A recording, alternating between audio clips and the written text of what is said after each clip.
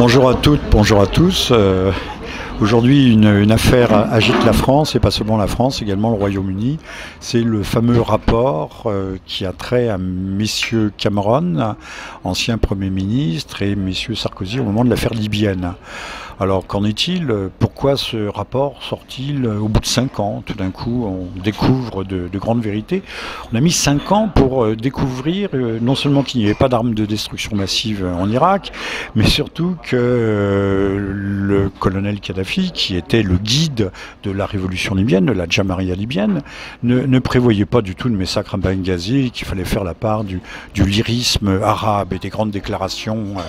Benghazi, c'est très loin de Tripoli, et les massacres ne se gèrent pas comme ça. D'ailleurs, M. Kadhafi, en 1980, avait réglé des problèmes d'une autre difficulté et sans effusion prononcée de sang, et même sans effusion tout court. Donc on met en avant que les raisons étaient des mauvaises raisons, des raisons inavouées, des raisons inavouables même. Alors toujours le pétrole, oui, bon, mais il n'y a pas que le pétrole, et puis le pétrole, on n'a pas raflé la mise après la disparition de M. Kadhafi, mais qu'il y avait l'influence française sur le continent africain et en Afrique du Nord.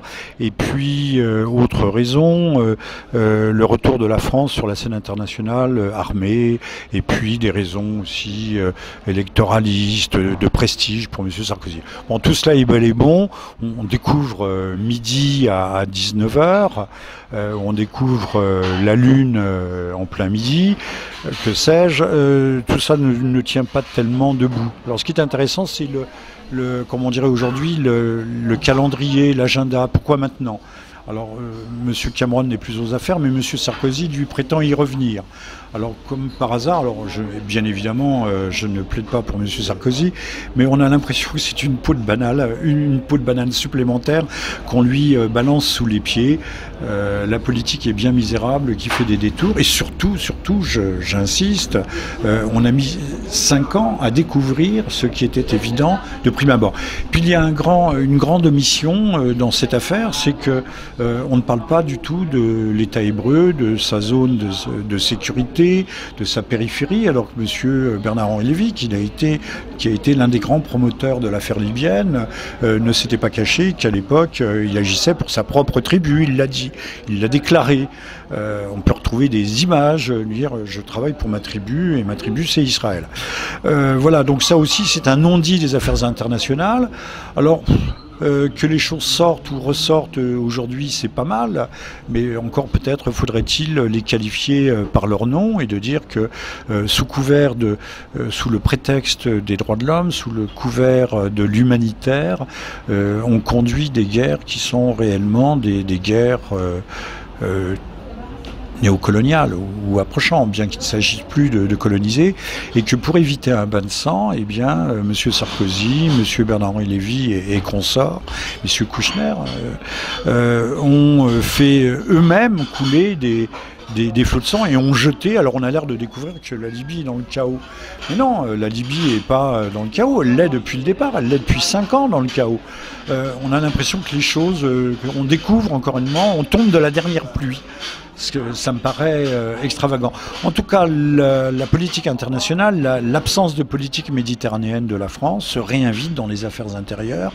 Ça, c'est assez intéressant.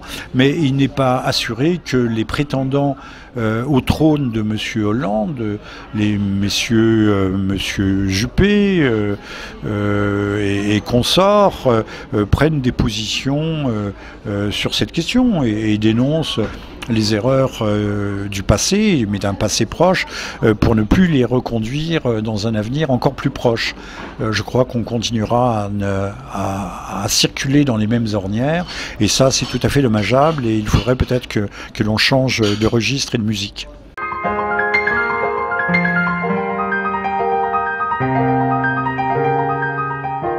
Répétons-le, c'est énorme. 5 ans après, on découvre qu'il ne fallait pas la guerre, qu'il ne fallait pas faire la guerre.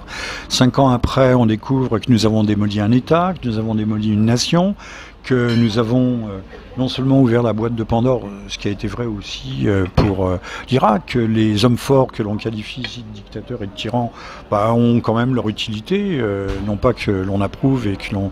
Mais il y a nécessité faisant loi, il y a des clés de voûte dans les architectures, retirer la clé de voûte, l'arche s'effondre. Et c'est ce qui se passe dans ces pays. D'autant que ce n'est pas seulement la Libye qui est en question, c'est aussi le Mali et une partie de l'Afrique de l'Ouest, de proche en proche. La crise syrienne provient de la crise libyenne. Les armes qui ont alimenté les premiers rebelles syriens provenaient des arsenaux de Muammar Kadhafi, la Jamaria libyenne. Alors, personne ne parle de tribunal pénal international pour messieurs Cameron et Sarkozy épinglés par un vague rapport. On les ménage. Pourtant, ces gens se sont comportés comme des criminels de guerre et devraient assumer le prix de leurs actes. Il me semble que ce serait le minimum. Et il faudrait que beaucoup soient convaincus de cela si on ne veut pas répéter ces aventures, ces mésaventures pour le plus grand malheur des peuples que l'on est censé sauver.